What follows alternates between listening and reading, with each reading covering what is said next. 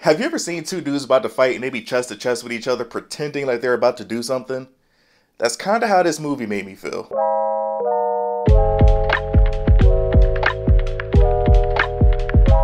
This was a movie that I feel like would have been better if it was a TV show, but it was still entertaining.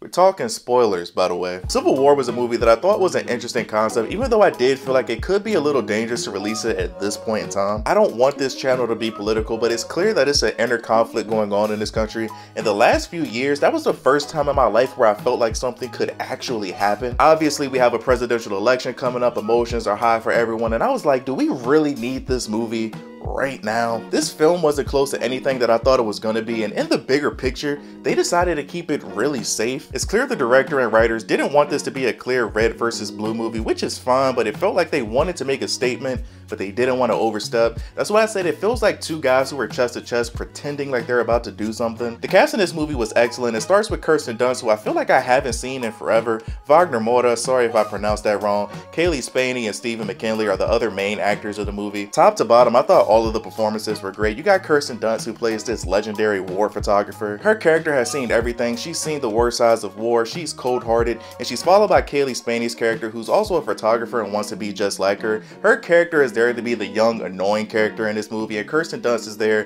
to be the guide to help her become a better photographer. But her character of Jessie actually, I thought, had great growth throughout the movie. Early in the movie, we see this young photographer who's scared to take pictures in the serious and intense moments, and then by the end of the film, she's running behind soldiers. She's literally standing in the middle of all the action, which we'll talk about later. But even if I didn't like a character in this movie, it had nothing to do with the actors. They were just really good at their roles. A24 has become one of my favorite studios over the last few years, and I read that Civil War is their most expensive movie with a budget of $50 million, and it definitely feels like it. Granted, I haven't seen every A24 movie, but for the ones that I have seen, they seem to be more tame stories. Like, they seem to focus more on writing and good production, not giant tanks, helicopters, and buildings exploding in the background. Even though compared to other movies, 50 million isn't that much, but it still felt like a big budget film, from the special effects, the practical effects, the set design, and just the way this movie was shot. This was such a beautifully shot film. Like, one of my favorite scenes was after the black guy got shot and they were trying to find him help. They were driving through this forest or something that was on fire, and there was sparks and embers flying everywhere.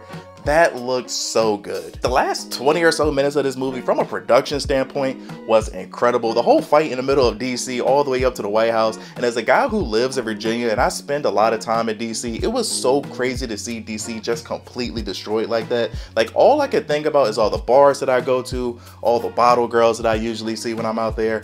I just hope they're okay. Also, Jesse Plemons, aka Meth Damon, was also in the movie for about 5 minutes and easily steals the show. He was the best part of the movie for me. Like in that scene that we saw in the trailer where the guy's like, hey man, we're American, and he stops and he's like, okay, but what kind of American are you?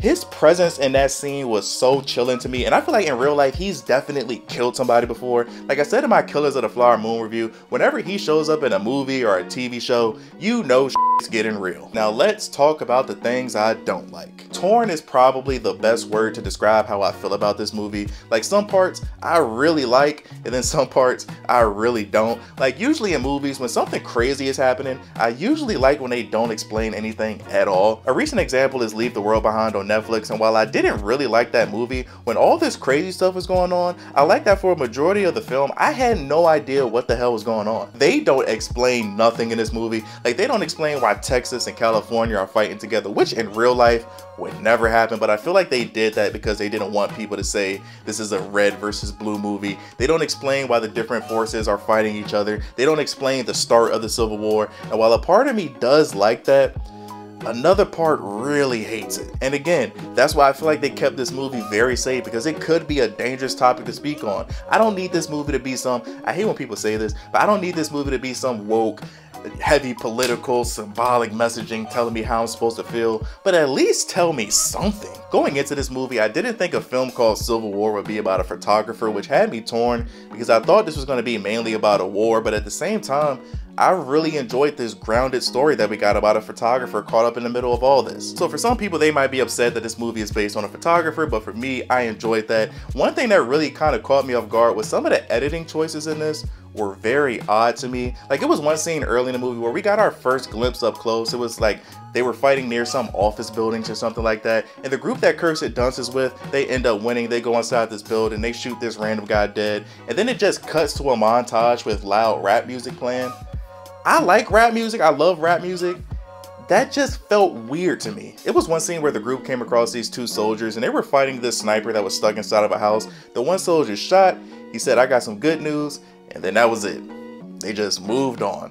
And it was like, what's the point? The character of Jessie in this movie was such an idiot and pissed me off. She was cool at first, like I really felt for her character when she was at the gas station and she couldn't take a picture of those guys. But as the movie went on, I quickly realized she's a dumbass. Like her hopping out the window to jump into that other car, and then her at the end of the movie where she's literally standing in the middle of a war zone, and she's the reason why Kirsten Dunst's character gets killed. Why Kirsten Dunst doesn't just grab her and fall to the ground, I don't know. She looked stupid just standing there, but I did think it was cool the way they showed her getting shot through the photos.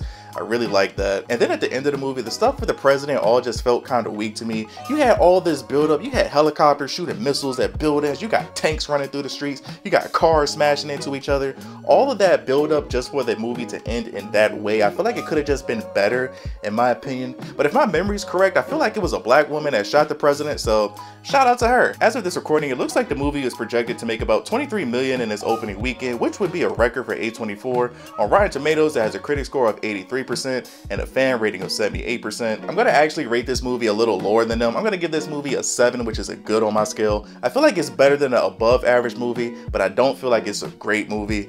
It's just good. The production on this was amazing. You could tell that it had a bigger budget. The acting across the board was great, and Jesse Plemons stole the show, but with the odd editing choices, a story that leaves you with a million questions, and the ending that wasn't completely satisfying, I thought this movie was just good. This is a movie that I would recommend for people to see, but I feel like if this was a TV show, this could have been something great. If you gave them 8 episodes to really explore this lore and explain the different territories and the beginning of all this stuff, I feel like that would have been great television. But I also feel like they probably purposely left the story kind of vague for political reasons. I just feel like if you're gonna do this type of story, do it. But thank you guys for watching. Like, subscribe if you're new here. We talk about a bunch of different things on this channel. What are your thoughts on this movie? Did you like it? Did you not like it? Do you feel like this movie is a little dangerous to make right now? We got a presidential election coming up. You got people saying we're already on the brink of World War III.